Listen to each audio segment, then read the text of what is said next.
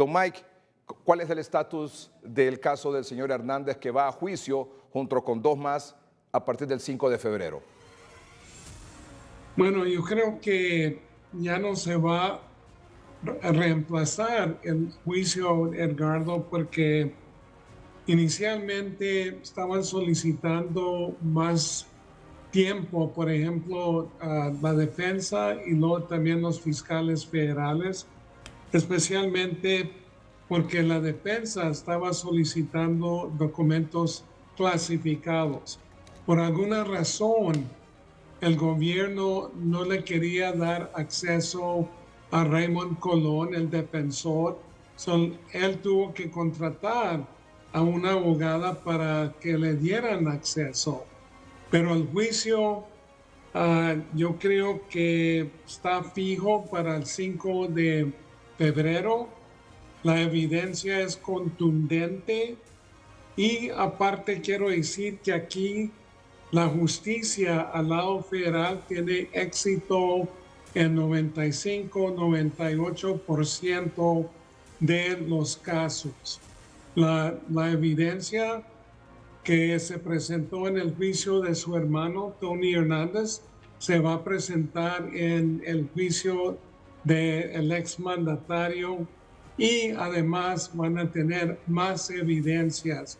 Entonces, él está enfrentando una cadena perpetua y mucha gente en Honduras, especialmente la familia, dice que va a regresar, pero ellos no deciden si va a regresar o no. Eso es esa responsabilidad del juicio, del jurado. Don Mike, ¿los cargos se conocen o hay cargos que no se conocen todavía que se van a poner en el juicio? No, ya los cargos se conocen. Por ejemplo, él está acusado de violar esta ley que se llama empresa criminal continua. Si lo hayan culpable de violar esa ley, lo mínimo que le puede dar el juez Castel es 20 años, lo máximo una cadena perpetua. Entonces,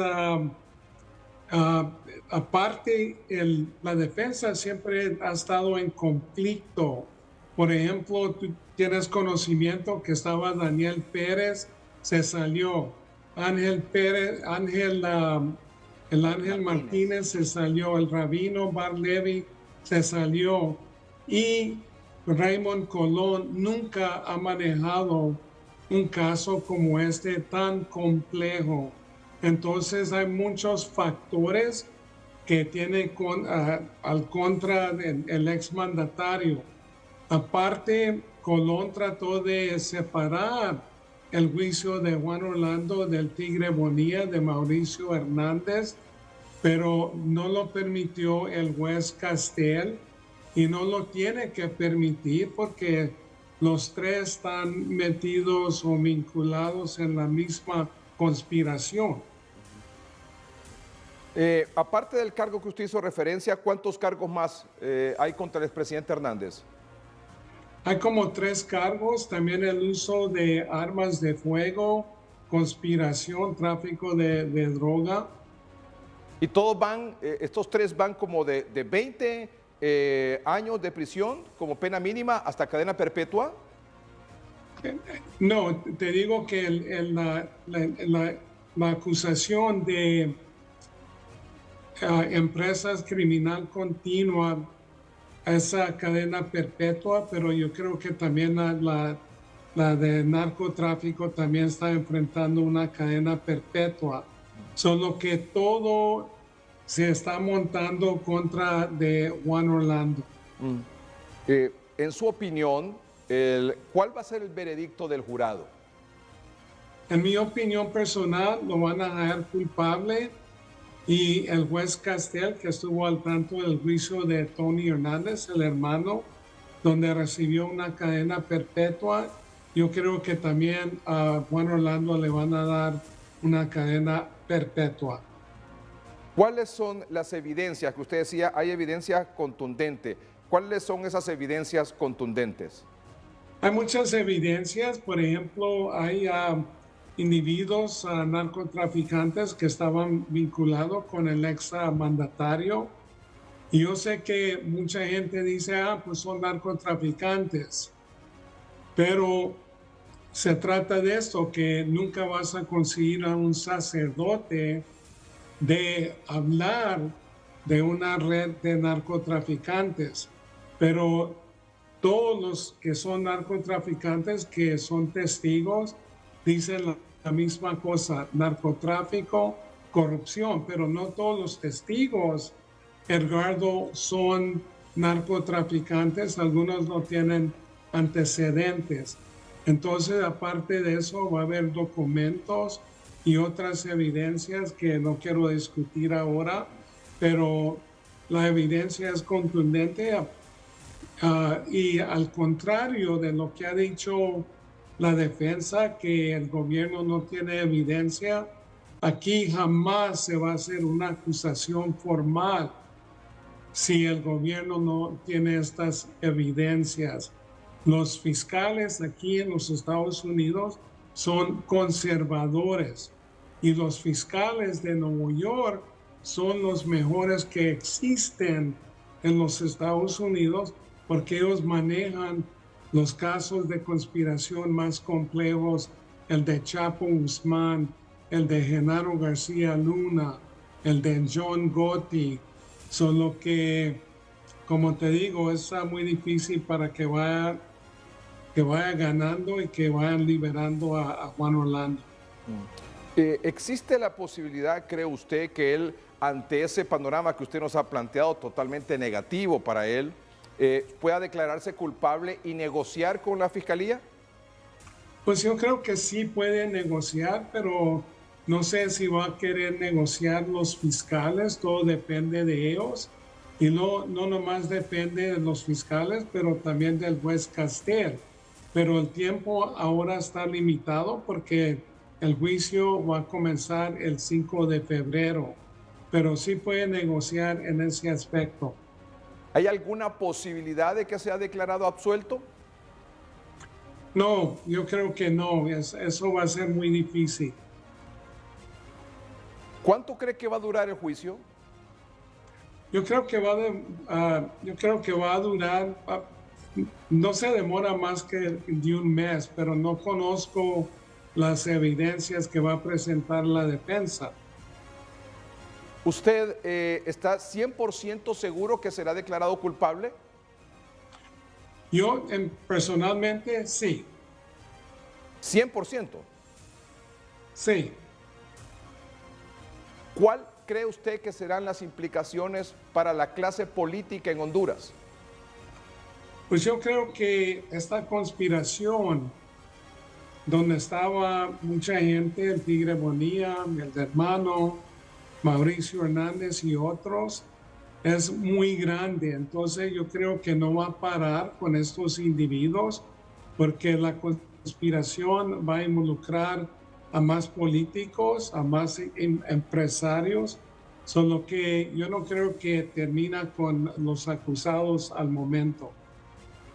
¿Usted cree que entonces a raíz de eso Estados Unidos va a pedir en extradición a otros miembros de la clase política hondureña, empresarios y policías?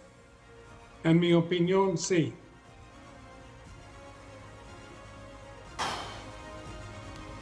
Tremendo. Pues Tremendo. yo creo que aquí hay que aclarar de dónde surge este proceso. O sea, el proceso contra los tres acusados que están ahí se desprende de una causa previa que se llevaba contra Víctor Morales el Rojo. ¿No? Es a partir de ahí que comienza a desentrañarse el juicio de Tony y del juicio de Tony se desprende ¿no? O sea, se les asocia como parte de una estructura que conspiró para delinquir y por eso es que se está haciendo un solo juicio. Aquí lo que no había en el caso anterior de Tony Hernández y sí va a haber en este proceso, por lo menos en el caso de Juan Orlando Hernández, que es el que más se ha conocido, los otros dos no hemos sabido exactamente qué recursos ha presentado la defensa, es estos documentos clasificados que entrarán a formar parte dentro de la narrativa de la estrategia, porque también hay que aclarar que lo que está ahorita en conflicto son dos narrativas, en competencia dos narrativas. La narrativa oficial del gobierno de los Estados Unidos a través de la Fiscalía y la Agencia Antidrogas, en el cual se señala al señor Juan Orlando Hernández y este grupo de conspirar para introducir cocaína en Estados Unidos, y la narrativa de la defensa que se intenta, y digo intenta porque no conocemos qué documentos es, no sabemos qué es lo que se va a presentar, intenta debatir esa narrativa a través de la información de las otras agencias de inteligencia. Entonces, lo que vamos a ver ahí realmente es esos dos conflictos, y será de ver cuál de las dos convence mejor. Don Marlon Duarte, ¿cómo lo ve usted? Yo comparto lo que dice el ex detective Vigil, pero lo comparto desde el punto de vista estadístico. Yo no puedo venir a sentarme, y yo nunca me he sentado en ningún programa, y lo quiero aclarar porque la vez pasada me enviaron un mensaje que yo hablaba y decía que Juan Orlando yo decía que era culpable, que era narcotraficante. A mí no me consta, nunca he estado a la par de él, nunca estuve viendo si él cometía actos ilícitos, no conozco documentación que lo comprometan para decir que es culpable o no. Yo creo que ningún abogado puede decir aquí en Honduras porque no le consta efectivamente de manera testifical haber presenciado una actividad ilícita. Pero desde que se admite una acusación en Estados Unidos, como bien lo dice el señor Vigil, esto pasa a través de un jurado. O sea, no es que usted viene, como aquí en Honduras, un fiscal presenta un requerimiento fiscal, una acusación penal, y un juez de letras admite el requerimiento fiscal y automáticamente le libran orden de captura. En Estados Unidos es totalmente distinto. El fiscal prepara la acusación y hay un jurado previo que analiza esta acusación y decide si admite, si hay méritos para que esta acusación continúe. Podrían desecharla, podrían decir que no hay mérito, pero el fiscal unilateralmente le expone el caso al jurado y este jurado admite y dice si hay méritos, emite una orden de captura, que fue el caso de estas 3 personas, y estas 3 personas ahora van a juicio. ¿Qué hay que explicarle a la gente? ¿Qué es conspiración? Porque cuando la defensa dice que no hay evidencia, ellos están tratando de decir que no hay evidencia física. O sea, no necesariamente para que exista el delito de conspiración es que usted tiene que llevarle 1 kilo de cocaína. Usted tiene que llevar una arma de fuego, un tanque de guerra, o un avión, o inclusive un video donde usted esté saliendo, montándose a la avioneta con la droga. No necesariamente tiene que existir ese tipo de evidencia. Y eso es lo que la defensa dice. Entonces, ante este escenario y ante lo que ha pasado, como bien lo decía Vigil, en el caso de Genaro García Luna fue en Miami, que supuestamente es más débil, entre comillas, el sistema, y en el caso de Genaro García Luna duró más de 25 días, más de 80 testigos, óigame bien, escuchando a un jurado, que ya este es otro jurado, que fue escogido entre 400 personas porque se van desechando, cada quien va escogiendo ese jurado, y escucharon el relato de casi 80 testigos. Genaro Luna, el ex secretario de Seguridad de México. El ex secretario de Seguridad, en el sexenio... Ex antidrogas. En el sexenio de Felipe Calderón. Sí. Y él era el jefe de la policía, es decir, como la policía de investigación. ¿Y qué pasó con él? Bueno, la pena ahorita en marzo le van a imponer la pena, pero está entre 20 a una o sea, fue declarado culpable. Culpable. Pero usted decía, hay que aclarar el delito de conspiración. Sí, y usted decía, no necesariamente tienen que tener una fotografía o un video de la persona cargando la droga. No. ¿Puede ser la conspiración? La conspiración simple y sencillamente por el hecho de usted poner en contacto a una persona con otra. O en el caso de Hernández, por ejemplo, lo que se le señala como conspiración fue haber favorecido el nombramiento de oficiales de policía en ciertas posiciones que favorecían el tráfico de droga, ¿no? Entonces tendrían que probar que ese nombramiento no pasó por intervención de, en este caso, el presidente del Congreso Nacional o el presidente de la República. Es que acuérdese que tampoco ellos determinan el hecho de la conspiración en sí, del hecho del tráfico. Aparte de eso, ellos están acusando de que efectivamente con dinero proveniente del narcotráfico se financió campañas políticas. y que a través de estos narcotraficantes que son confesos, estos entregaban a terceras personas con el conocimiento del expresidente Hernández. Eso es lo que dicen los documentos. Y hay que aclarar que no es solamente lo de las campañas políticas, no solamente se ha mencionado un partido político. El dinero del narcotráfico en las campañas políticas es un problema real en nuestro país y está involucrando a todos los partidos políticos, no solamente un partido. En este caso tenemos el Partido Nacional porque fue el que gobernó durante estos 12 años, que son los 12 años que están en cuestión, ¿no? Donde realmente hubo un cambio en el narcotráfico a nivel internacional que se vio realmente favorecido en el caso de Honduras por las condiciones políticas que estábamos viendo en ese momento, ¿no? Pero el narcotráfico no busca los partidos políticos por cuestiones ideológicas, lo busca por cuestiones de acceso a la impunidad.